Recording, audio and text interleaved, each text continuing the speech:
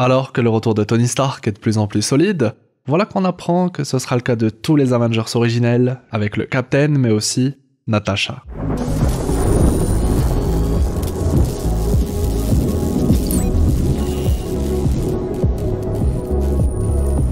Bon, réjouissez-vous fans du MCU depuis la première heure, Tony Stark, Steve et les autres Avengers originels sont sur le point de revenir. Marvel est en ce moment même en train de discuter de la possibilité d'un tel retour, et ça forcément on doit en parler. Que signifie un tel retour et pourquoi Marvel a considéré cette option? Comment un tel retour pourrait-il s'imbriquer au MCU actuel? Qu'en est-il du futur de Kang le Conquérant mais pas que, car on doit également parler de la grande rumeur autour du Spidey de Tobey et Wolverine? Qui sait, tout pourrait être lié. Sortez vos costumes de super-héros, installez-vous confortablement et explosez le pouce bleu avec le gant de l'infini. Je suis HeroesF et aujourd'hui, c'est Marvel qui remet le sujet sur la table, nous permettant de nouveau d'analyser et théoriser sur le retour de Tony Stark.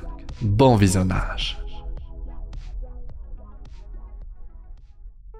Toujours en activité pour certains, en retraite pour d'autres, les Avengers originels sont un peu l'élément central autour duquel la saga de l'infini s'est construite, y compris pour le sacrifice final de Natasha et Tony Stark dans Endgame. Ce sont les héros les plus importants du MCU et si on pensait que leur histoire était terminée, voilà que Marvel Studios souhaite possiblement changer les choses. On traitera des relations une par une tout au long de la vidéo. Ça vient de tomber. Marvel, conscient que la hype autour de son univers cinématographique est en baisse depuis Avengers Endgame, s'est réuni en présence de Kevin Feige en septembre pour discuter du futur du MCU et de comment ils peuvent reséduire leur public. Inutile de tergiverser, c'est ainsi qu'on a appris qu'ils envisagent des mesures jugées dramatiques. Des sources affirment qu'il y a eu de nombreuses discussions autour du retour des Avengers originels pour un nouveau film Avengers. Je cite, « Cela inclurait le fait de faire revivre Iron Man et Black Widow, qui ont tous les deux été tués dans Endgame. » Toutefois, Marvel Studios n'a pas encore tranché l'idée, car le retour de ces héros coûterait très cher. Au-delà d'une question de scénario, il ne faut donc pas oublier qu'il s'agit d'acteurs, et donc que leur présence requiert un coût, logique. En somme, l'idée d'un retour pour Tony Stark, c'est quelque chose qui est envisagé. Mieux, ça concerne tous les Avengers pour un nouveau film éponyme. Est-ce que cela a un lien avec le fait qu'il n'y a pas encore de film Avengers, ni dans la phase 4 ni dans la phase 5? Eh bien peut-être quelque chose qui pourrait du coup changer, car ces films étaient nécessaires pour solidifier chaque phase. Restant dans l'envers du décor, et on le sait que pour l'acteur de Tony, c'est très simple. Il a déjà évoqué son possible retour dans le MCU et pour lui, c'est carrément faisable. En dernière nouvelle, il souhaite seulement que le personnage de Pepper soit lui aussi de retour, c'est ce qu'il avait déclaré lors d'une interview. L'acteur qui incarne Steve est quant à lui fier de ce qui a été fait autour de son personnage dans le MCU. Il précise qu'il ne dira jamais concernant son avis sur un retour, car je cite, « C'était une incroyable expérience, et ça on l'apprend via Deadline ». Ce ne sont bien évidemment que des exemples, pour vous dire ces acteurs ont été harcelés de partout concernant leur possible retour dans le MCU, la preuve qu'ils ont véritablement marqué les fans, ils sont donc très favorables à un tel retour. Au moment où je réalise cette vidéo, une rumeur concernant le fait que l'acteur qui incarne Tony aurait accepté de revenir. Par contre, ce n'est qu'une rumeur, ne nous emballons pas. Si on a longtemps théorisé sur le retour de Tony Stark, au vu de tous les éléments laissés en suspens depuis Endgame et le début de la phase 4, entre projets secrets mis en place avant sa mort, laboratoire secret avec Bruce Banner, et mise en place d'une nouvelle intelligence artificielle, les indices autour de l'existence d'un supérieur Iron Man dans l'univers 838, et j'en passe. Désormais les choses ont changé, il n'est plus seulement question de voir Tony revenir, pour l'exemple via l'intelligence artificielle. Le possible retour des Avengers originels à travers un nouveau film Avengers signifie le retour du véritable Tony, en chair et en os. Ce qui est rien de bien difficile dans une saga multivers, où le voyage dans le temps est au cœur du récit.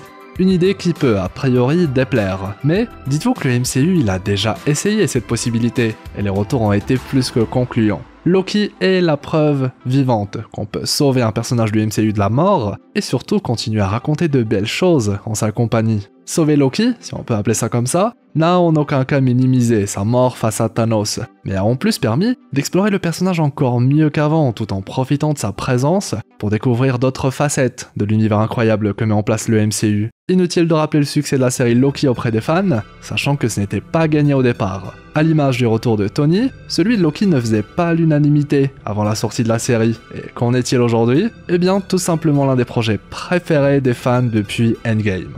La preuve que le retour de Tony Stark, de Steve ou même Natasha, si bien mis en place, pourrait enrichir le MCU. C'est surtout une question d'équilibre. Et face à un nouveau grand vilain qui traite de voyage dans le temps et de multivers, le retour de ces héros pourrait être encore plus légendaire. Le nouveau vilain de la saga, Kang le Conquérant, est lui-même un être capable de revivre éternellement et existe en une infinité de versions. Ne sommes-nous donc pas dans le thème idéal pour explorer l'idée du retour des Avengers et donc de Tony Stark? Une scène finale avec anciens et nouveaux Avengers, c'est facile à imaginer dans un grand film comme Secret Wars. Mais là, on dépasse le stade de caméo. La possibilité du retour des Avengers, menée par Tony, Steve et Thor, c'est la carte Joker du MCU pour redorer leur blason. On le sait, et eux aussi le savent, d'où les discussions autour de cette folle possibilité. Moi qui ai longtemps théorisé sur le retour de Tony Stark, voilà que Marvel commence à concrétiser l'idée. C'est fou. Un autre élément très important pourrait finalement être lié à cette récente news, et il s'agit d'une rumeur qui fait couler beaucoup d'encre en ce moment, sachant que ça concerne à la fois le film Deadpool 3, mais également le film Avengers Secret Wars. Il s'agit de l'implication du TVA dans la mise en place d'une équipe d'élite. Un regroupement de héros dont les membres viennent de partout dans le multivers, un peu à l'image de ce que What If avait mis en place face à Ultron, les gardiens du multivers, cette fois à une bien plus grande échelle car cela concerne Secret Wars. À prendre avec de grosses pincettes cette fois, on apprend via cette rumeur que Secret Wars serait mené par deux personnages bien particuliers. Deux leaders constitués de personnages iconiques de l'univers Marvel au cinéma. Le premier, le Spider-Man de Tobey Maguire, qui a relancé la hype des films de super-héros, il est pour beaucoup le Spider-Man le plus iconique et le plus populaire, et on a pu récemment le voir intégrer le MCU via Spider-Man 3 No Way Home. Le deuxième, c'est Wolverine, joué par Hugh Jackman, qui via les films X-Men est devenu aussi populaire que le Spidey de Tobey. Lui va faire son entrée dans le MCU via Deadpool 3 qui va sortir en 2024. À eux deux, ils sont sans doute les héros qui ont le plus participé à la gloire de Marvel au cinéma avant l'arrivée du MCU. Et ils seraient choisis comme les leaders de Avengers Secret Wars, formant chacun de son côté une team.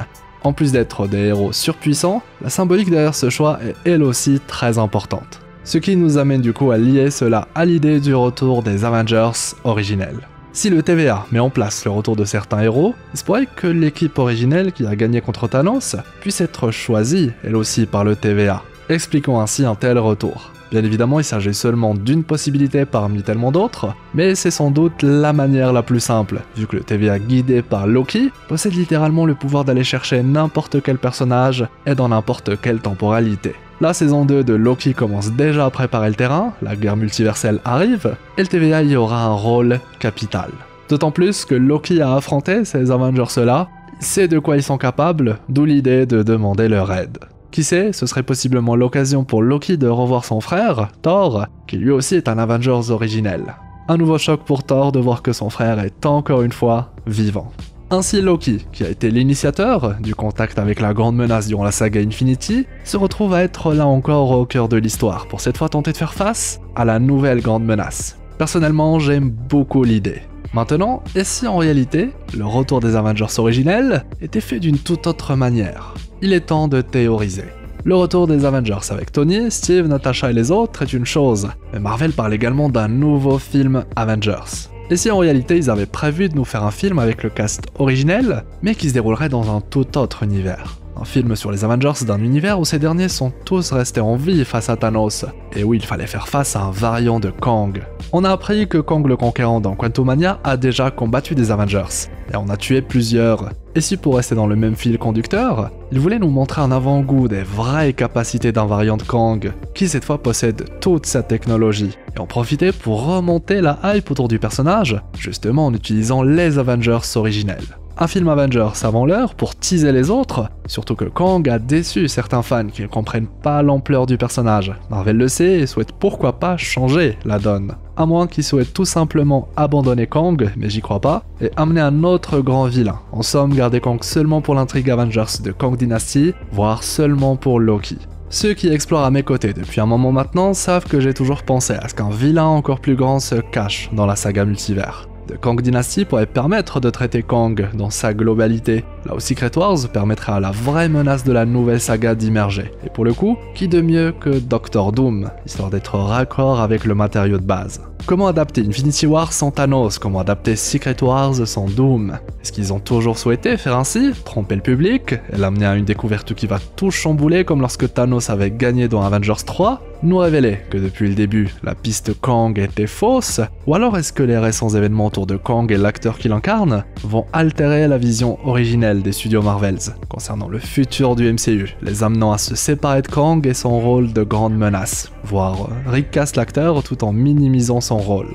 Difficile à dire pour l'instant. A noter qu'il ne faut pas forcément croire les rumeurs qui disent que Kang sera écarté. Rien n'est fondé, rien d'officiel n'a été communiqué là-dessus. Pareil pour certaines infos qu'on traite aujourd'hui. Le but étant surtout d'analyser le tout et voir comment cela pourrait prendre forme. Pour ma part, il est clair que Kang est, sera et restera la menace majeure. Car tout simplement, tout tourne autour de lui. Mais cela ne veut pas dire qu'on n'aura pas d'autres vilains, Doctor Doom peut s'ajouter à la liste, mais qui sait seulement pour préparer l'après Secret Wars. Et ça c'est une idée que j'aime beaucoup.